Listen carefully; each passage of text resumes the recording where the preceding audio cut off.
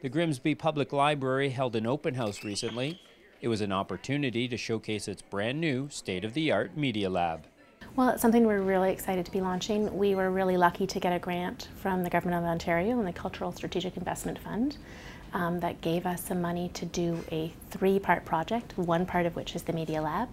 So we have introduced 3 new stations with a 4th to come, including a 3D scanner, 3D printer, a new Mac, some peripherals like green screen, video camera, regular camera, so that people can come in and make use of them. Most of the program software is associated with the actual devices, but we do have on 2 of the stations full Adobe Creative Suite, and then on 2 of the other stations we've got Photoshop and Premiere, so people can come in and do video editing, and people can come in and edit their photographs that they may already have.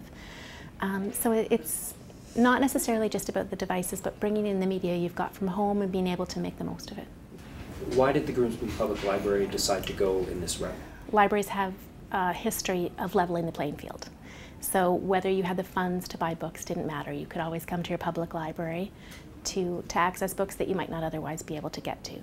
We then did that, and every public library did, with internet access and access to PC workstations. And right now we're taking it to the next level with that technology that everybody would like to make use of, but typically can't afford to have at home. Who do you hope will use the Media Lab? I'm hoping we'll see a little bit of every demographic. I'm certainly hoping it'll appeal to teens and that we'll see more teens in the library.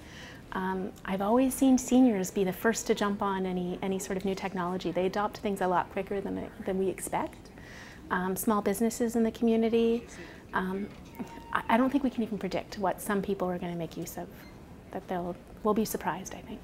3D printers are kind of the new it thing for technology. Yeah. What exactly does it do? What doesn't it do in some ways? It can print just about anything that you can imagine.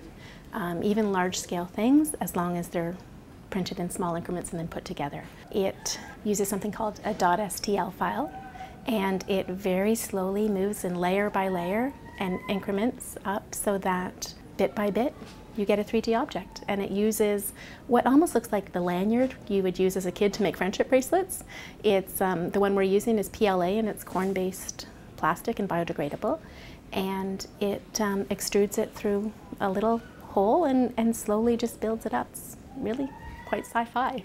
What happens next? Well, the Media Lab is one part of a 3-part project, so the other parts are sort of the lower tech aspect of it.